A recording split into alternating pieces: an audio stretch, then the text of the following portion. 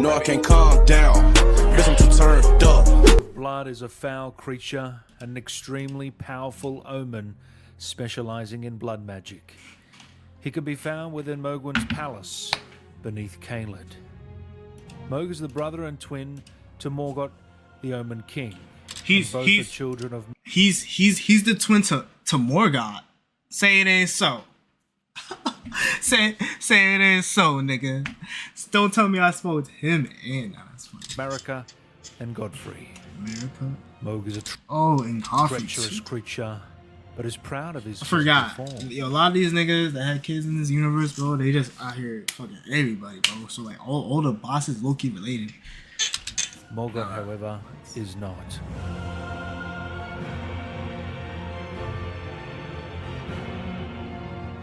Mogh and Margaret are twin brothers and ugly odd face, bro. Yo, look at this nigga horn, bro. This shit in his eye. Their great runes are naturally similar.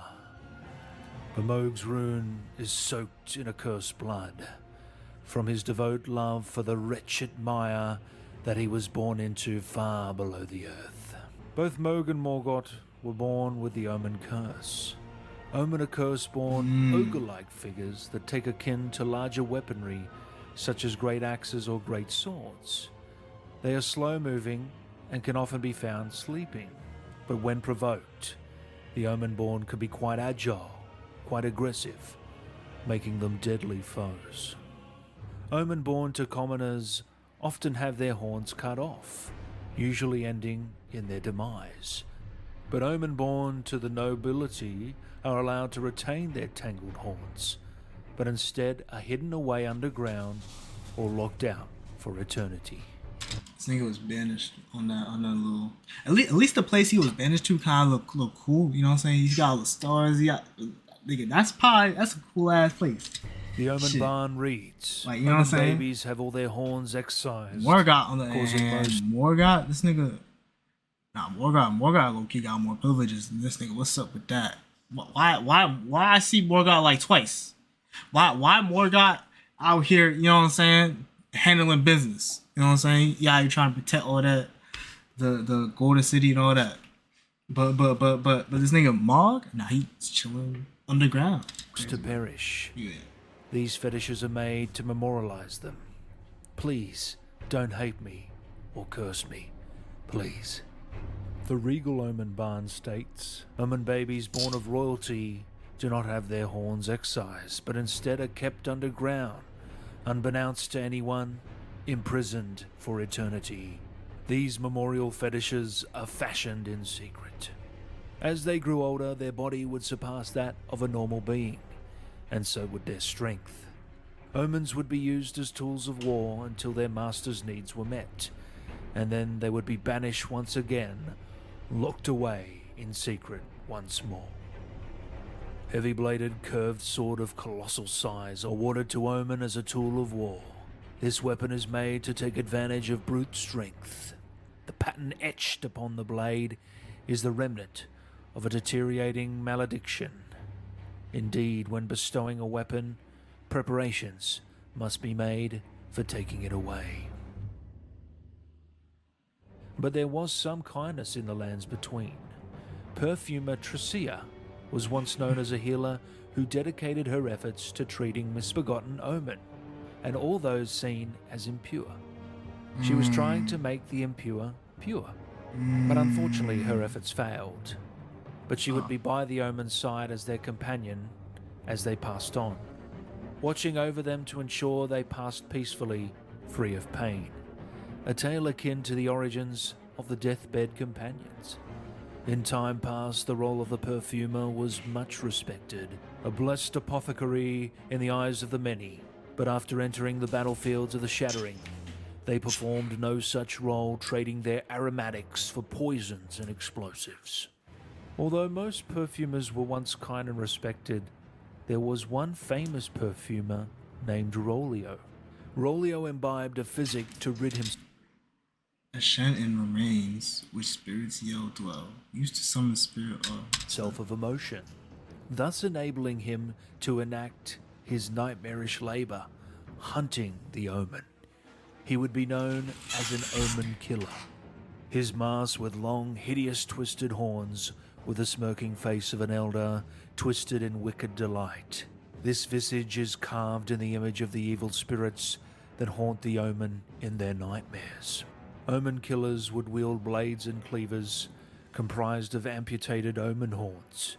These hideous horns caused blood loss, adding vibrant colors to an ongoing mayhem.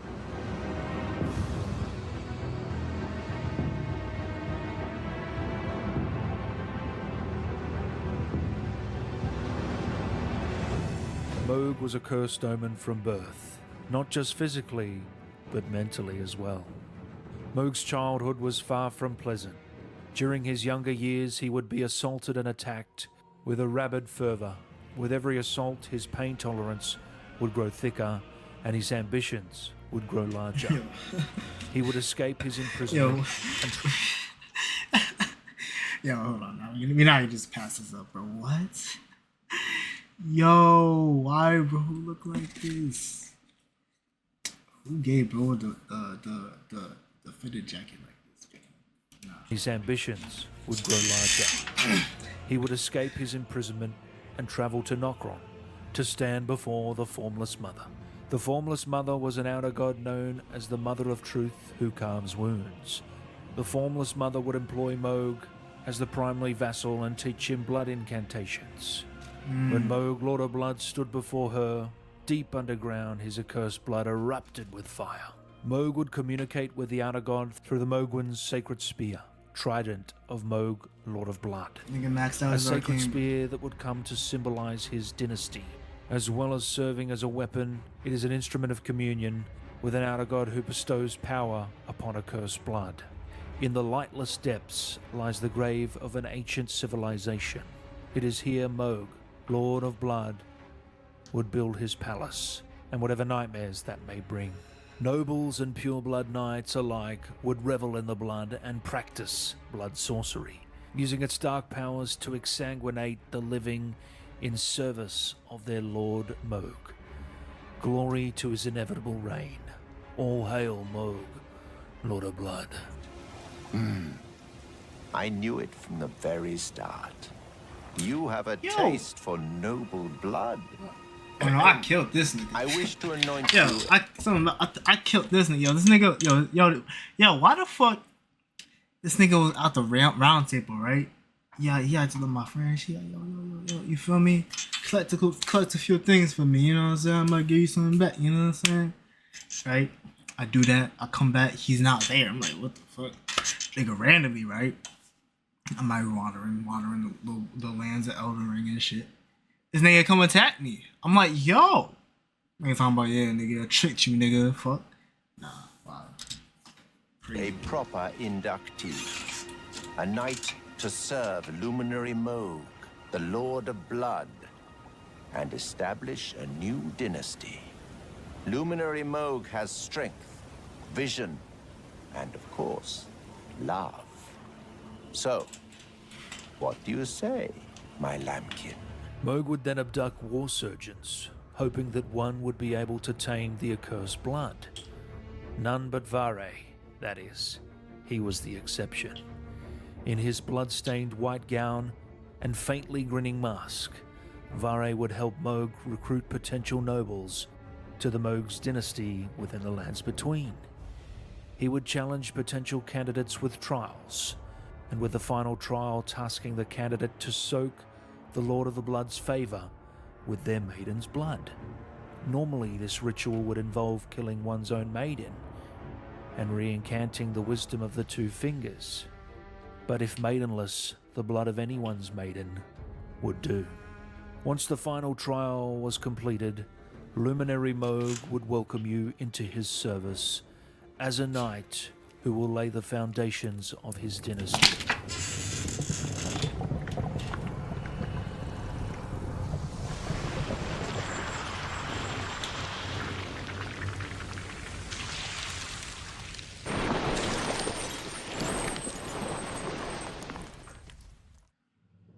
Miquella the Unalloyed is a demigod and Imperium and the twin brother of Millennia. He and his sister were the firstborn children of the union of Queen Marika the Eternal and Radagon. Mikola, like his twin sister Millennia, was born cursed. As Millennia was cursed by the rot, Mikola was cursed with the body of a young child to never develop. Due to his title as an Imperium, Mikola was chosen by his own two fingers as a candidate to succeed Queen Marika. But he would later abandon the Golden Order as they were not able to cure Millennia from the Scarlet Rot. Cursed to be forever young, Mikola created the Halgrig tree to allow himself to grow to be an adult and to destroy the rot from Millennia. But before he could grow the Helg tree to reach its full potential, Mikola was stolen away by his half-brother Mogh, Lord of Blood, in his cocoon form. Wishing to raise Mikola to full godhood, Mogh wished to become his consort, taking the role of monarch. But no matter how much of his bloody bedchamber he tried to share, he received no response from the young Empyrean. Mogh's attempts were unsuccessful. Mogh's fate was not to be a god, but an omen forever. Mikola still breathes, and Millennia awaits her brother's return. Riding north through the Blood Marsh, you can find Mogh, Lord of Blood, at his palace, you feel me? Mogwyn's dynasty mausoleum, embroidered with an extravagant yo, she was really the only one to really tee up with Radon, bro. The dress of a luminary, the reigning lord and hierarch of the coming dynasty of Mogwyn, or perhaps of a raving lunatic. Mogh, Lord of Blood, specializes in blood loss and relies heavily on bleed buildup, creating an extremely tough fight for anyone that stands before him.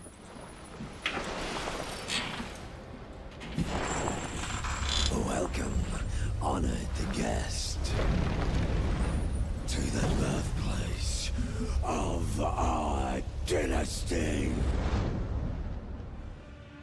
But he is not without his weaknesses. A fetish bathed in golden magic. Shackles were used to bind the accursed people called the Omen. Fuck? And these ones were made. What did he just use? Yo, what did he just use on this nigga? Yo. Keep a particular omen under strictest confinement. Though faint, the shackles still retain vestiges of power, enough to trap the once-bound Mogh on Earth, if only for a short time. These shackles would interrupt Mogh's blood-boon ritual, but as a last-ditch effort, Mogh would grow wings and spread pools of burning blood with each spear attack, covering his arena. Pure ferocity in his attacks, Mogh would reach his final form, the true Lord of Blood.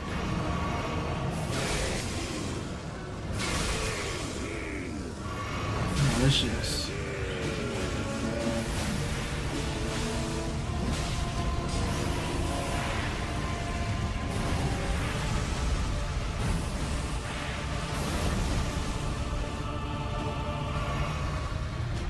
Combined with his plunging and swooping attacks from the air, he became a true nightmare for all who faced him. But with enough strength and might, Mogh would finally fall to the Tarnished. The Lord of Blood would be no more, and his dynasty would be forgotten.